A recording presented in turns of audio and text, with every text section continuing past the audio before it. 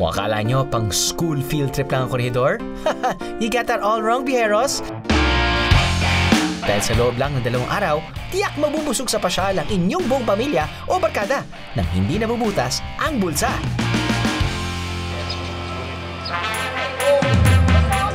Ang ating jump-off point papunta sa Corregidor ay matatagpuan dito sa Seaside Terminal. Kasama na sa package ng day tour ang inyong round-trip tickets.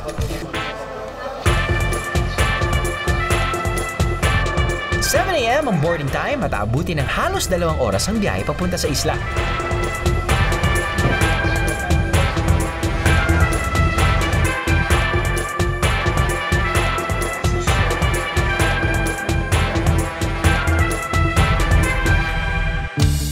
Para sa mga hindi pa nakakaalam, ang Corregidor ay isang isla sa southern tip ng Bataan Peninsula at nagsisilbing bantay ng mga papasok sa Manila Bay. Noong panahon ng mga Kastila, ginagamit na ang isla bilang outpost na nagbibigay ng signal kung may mga barko ng kalaban na paparating. Parang naging immigration booth din ang islang ito dahil dito pinahihinto ang mga barkong papasok sa Manila Bay upang ma-inspeksyon ang kanilang mga bagahe. Kung minsan din, naging kulungan o correctional ito kaya tinawag ito ng mga Kastila na Isla del Corregidor mula sa Spanish word na corregir na ang ibig sabihin ay to correct or to check. Nang sakupin naman ito ng mga Amerikano noong 1902, tinawag nila itong The Rock dahil binubuo ito ng mga limestone. At dahil sa maganda nitong pwesto sa bay, ginawa itong parte ng Harbor Defenses of Manila and Subic Bay. Sa loob ng 40 taon, pinaganda ng mga Amerikano ang isla. Nagkaroon ng mga sementadong daan, electric railroad, tramvia, paaralan, ospital, airport, sinihan, bangko, swimming pool, baseball field, 9-hole golf course, restaurants, simbahan, public market at marami pang iba.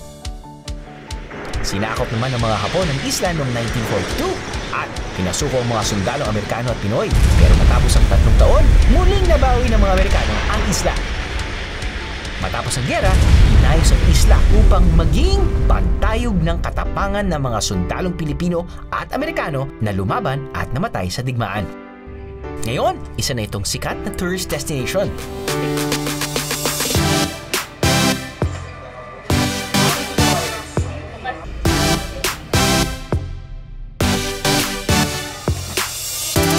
Pagdating sa isla, may welcome drinks,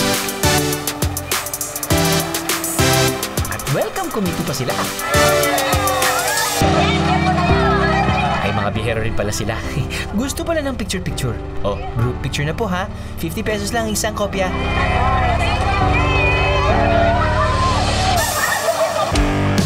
Para mas feel nyo ang pag-travel back in time, isang modernong tram na ang gagamitin sa paglilibot sa isla. Electric tram kasi ang gamit ng mga Amerikano rito noon. Okay, pleasant good morning po to everyone.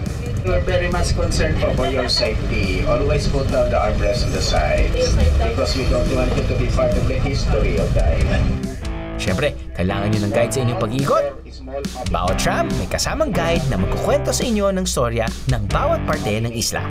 First part of our tour, we will go to the third section of the island and you arrive here at the next section of the island, the north side of the island. North side, facing Bataan po, yan ang Bataan Peninsula to your far left. And on the south side, facing Cavite naman. Una namin binisita ang Filipino Heroes Memorial o FHM, sabi ng aming guide. Isa ito sa bagong atraksyon sa isla na dinisenyo ng National Artist for Architecture na si Francisco Manyosa. Binubuo ito ng 14 na mural na gawa naman ng sculptor na si Manuel Casal. Dito makikita ang pakikipaglaban para sa kalayaan ng mga Pinoy mula noong panahon ni Ferdinand Magellan hanggang sa panahon ni Ferdinand Marcos. Makikita rin dito ang statue ng isang gerilyang sundalo. And on top, that's our guerrilla soldier at that time. He has a plow and a rifle, 2 occupation. Farmer by day, freedom fighter. May mga estatwa rin ni President Manuel L. Quezon, ng isang babaeng Filipina at monumento para sa mga namatay na sundalo.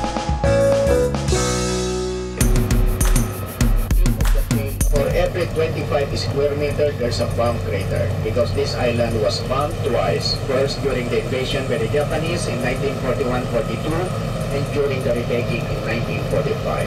After the bombings for this island was totally devastated. Imagine, no single building remained standing complete. They're all destroyed.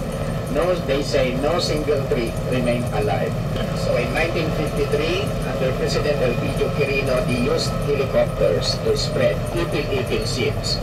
In 2 years, in just a small amount of watering, those ipil-ipil seeds grows like wildfires.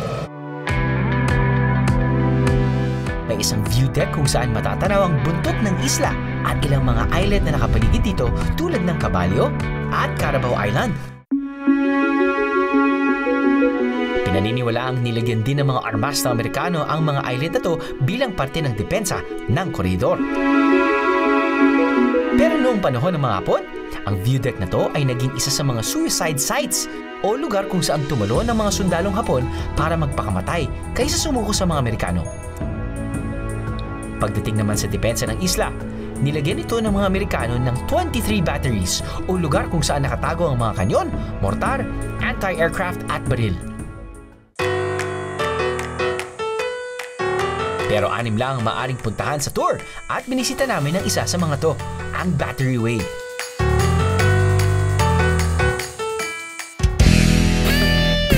Dito makikita ang 4 at 12-inch mortar na kayang bumaril sa layong 14 na yarda o mahigit 10 metro sa kahit anong direksyon.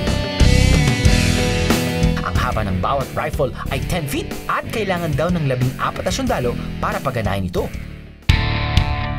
Ito pwede siya sa pang-eroplano, pwede siya sa pang-barko, pwedeng pang-lupa. Tsaka may sariling bala ito. Pero nakatago ang mga mortar na to. So paano nila nakikita ang kanilang target? Meron na silang advanced spotters lookout. I-relay dito, po-computing demand, triangular computation. Kung gaano yung elevation, gaano yung layo. Pwede dapat nakatago para hindi para hindi makita ng mga kalaban. Matapos ang 12 oras na tuloy-tuloy na pagbaril, tumigil sa pagputok ang mortar na to. Ito raw ang huling sandata ng koridor na nag-ceasefire bago tuluyang sumuko ang isla sa mga Hapon. Isa rin sa sikat na ruins dito sa isla ang Middleside Barracks. Binubuo ito ng 2 3-story building na tinayo sa gitnang bahagi ng isla. Tinirhan ito ng mga Amerikano at Pilipinong sundalo. Nasira ang barracks ng bombay nito ng mga Hapon noong 1941.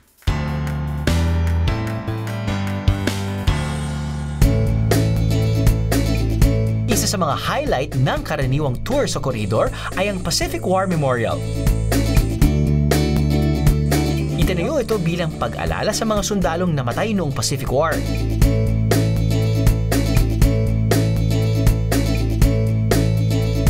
Dito makikita ang sikat na estatwa ng sundalong Amerikano at Pilipino na magkaakbay.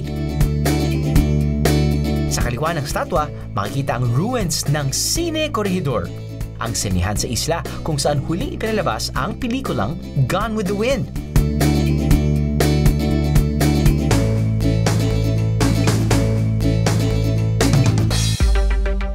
Dito rin makikita ang sikat na tirahan ng mga Amerikanong sundalo noon, ang Mile-Long Barracks.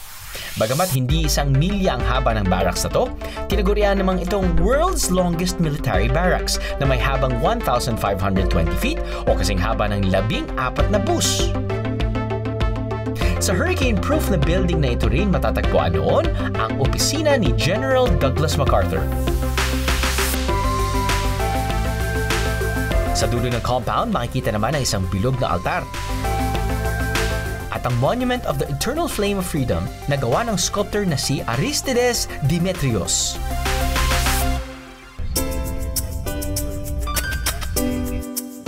Dahil nanirahan din ang mga Hapon sa isla, may lugar din na ginawa para sila ay alalahanin, ang Japanese Memorial Garden. How would they prove that this area was the Japanese cemetery at that time? One American veteran in Bataan Death March, Mr. Skimmer, bought a picture in one of the garage sale in Portland, Oregon. Okay. So, same as this picture. So, as you can see, there's an island at the background of the picture. So, if you look at the back, that's the island. Yan po yung nagpapatunay na Ito pong picture na to ay papatunay na Japanese cemetery at that time here.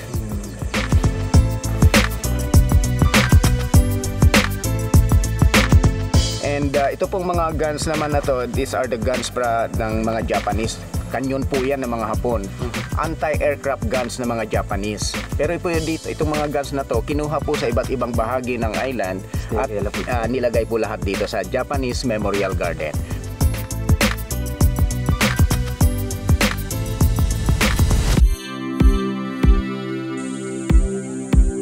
Siyempre, pinuntahan din namin ang pinakasikat na lugar sa isla, ang Malinta Tunnel. Malinta Tunnel ang tawag dito dahil habang ginagawa raw ang lagusang ito, madaming linta ang nakita ng mga sundalo sa lugar. 10 taon din ginawang tunnel na to. Sa sobrang laki nito, kasya ang 9 na basketball court dito. Meron din itong 13 laterals o side streets sa north side at 11 naman sa south side. Ito raw ang pinakamatibay na bahagi sa isla dahil inukit ito mula sa bato. Kung feeling brave naman kayo, meron din silang night tour ng Malinta Tunnel. Pwedeng pumunta dun sa hospital ruins, tapos kunyari ghost hunting. Wini-welcome siya ni General George Moore, this Quezon. O the telephone, typewriters, mic stand, steel cabinet, and the chairs. Yan yung mga ginamit nung araw. Original ones. Wow. Kung gusto nyo makitang working, you can come back here 12 midnight tonight. Uy, okay yun, sir. Doon po tayo, sir. Thanks. Kaya hindi po mainit ang tunnel because of this air ventilation. Yan, air ventilation po ito and also serve as secret passage. So lahat po ng madadaanan natin at the main tunnel, at the back ng mga laterals, ito yon. So madadaanan din natin. And they say that this lateral was the MacArthur Escape Tunnel. Secret passage ni MacArthur when he left going to Australia. Sir, if you want to go to Australia, you can pass through. Wow! Ito yung the whole 1,000-bed hospital. Itong hospital na to has 15 laterals of its own. 10 laterals sa mga patients lateral ward niya. This is the only lateral na merong pintuan. Bakit, sir? Would you believe this is still the original one? Wow! Yes. Itong lateral na to serve as the exclusive lateral ng mga female nurses at that time.